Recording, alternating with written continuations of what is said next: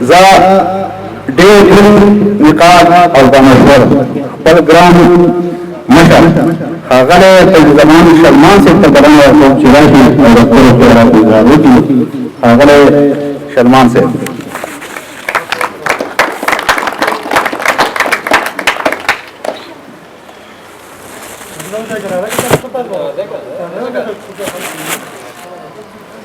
شروع کوم په نامه د لوی خدای چې بخښونکی او مهربانه دی. په سټیج ناستو مشرانو او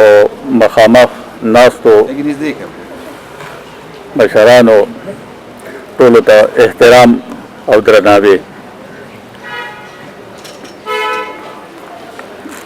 د مظلوم صاحب د کتاب د مخکتنې باره کې خو ډېرې خبرې وشولې. داسې مو د مشرانو نه اورېدلي چې چېرته مشاعره وه نو سټیج سیکرټري وویل چې سیلاب صاحب به راشي او خپل اظهار خیال به وکړي. نو سیلاب صاحب خبرې مبرې وکړلې. بیا ویل چېرې توپان صاحب به راشي هغه هم څه خپل کلام پیش کړي او څه خبرې به وکړي. نو هغه هم د مظلوم صاحب په کتاب باندې خبرې وکړلې. په اخر کې بیا دهقان صاحب ته ویل چې ته راشه. هغه وی چې په کوم پټي باندې سیلاب او توپان تیر شي نو دهقان ته پکې څه پاتې شي. د علم د سمندر نه په بخښنه سره زما په خیال باندې څه خبره پکې پاتې نه شوله. ټول په نظم کې هم خبره وشوله، په شعر کې هم خبره وشوله. بیا زمونږ محترم ډاکټر صاحب چې کوم دی نو هغه زمونږ ډاکټر صاحب چې کوم دی نو هغه ډېر په تفصیل باندې د پښتو باندې خبره وکړه چې څونه خلک یې وي، د کومو سټیشنونو نه پښتو پروګرامونه دي، دا ټولې خبرې وشولې. زه د سایل صاحب نه بخښنه یوه خبره کومه چې دنیا کې دوه قسمه خلک چې دی نو دا ژوندي پاتې کېږي. دوه قسمه خلک په دنیا کې ژوندي پاتې کېږي. یو هغه خلک دي چې هغه د قوم د خدمت دپاره بډې ووایي او په سختو نه په سختو حالاتو کې هغه د قوم د ښېګړې دپاره قدم اوچت کړي. هغه سړی تل در تله ژوندی وي. زه د مثال په طور باندې نن د باچا خان پیش کوم چې په سختو نه سختو حالاتو کې هغه د انجمن اصلاح افغانه د سوري او د هغه ملګرو د سوري د لاندې سکولونه پرانیستي دي او خلکو ته یې رڼا ورکړې ده. نن چې د تعلیم په اهمیت باندې پښتون پوه دی نو دا د انجمن اصلاح افغانه د برکته. بله خبره دا مشاعرې چې وي د مشاعرې بنیاد دا انجمن اصلاح افغانه کې ښودی و. په آزادو سکولونو کې به مشاعرې کېږي او باقاعده به اول دویم او دریم چې مسلک واله هغوی ته به یې چې دی نو انعامونه ورکوله.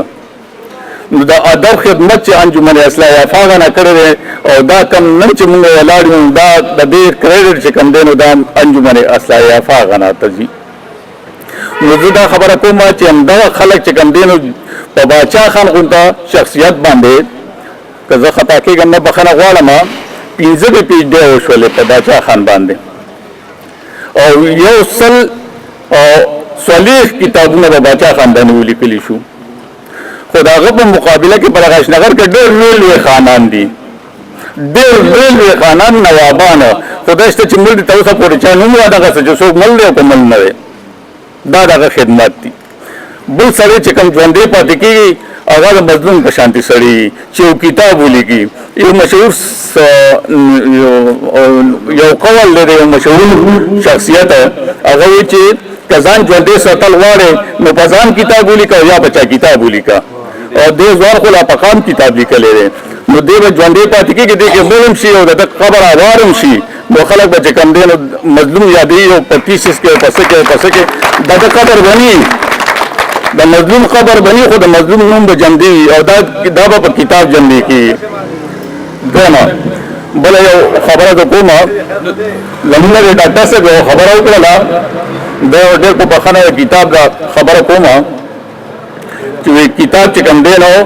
دا چې شاعري ولیکي او دی په ډالۍ کې ورکوي دیم زیاتې کوي او دا چې څوک په ډالۍ کې اخلي نو دیم زیاتې کوي. دا دواړه ګناهګار دي. باید چې کتاب ولیکلی شي نو باید چې کتاب واغستی شي.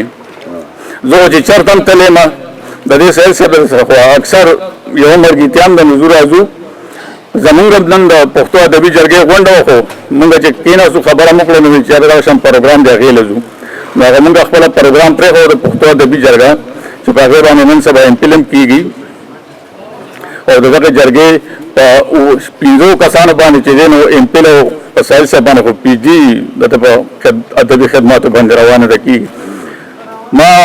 دا خبره دا کوله چې دا کتاب چې دی دا اخیستل غواړي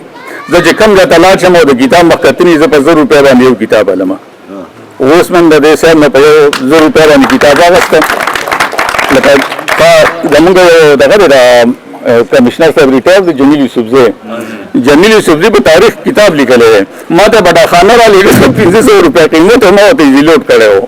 اته دا پته نه و چې دا به چا کړي بیا زما د دوی سره رابطه کړی چې لکه څنګه چل دی پلار دی هغوی چې دا زما پلار ته ایزیلوډ ما ته چې څوک داسې هم راولېږي زه ورته چې دی نه پیسې ایزیلوډ کې ورلېږم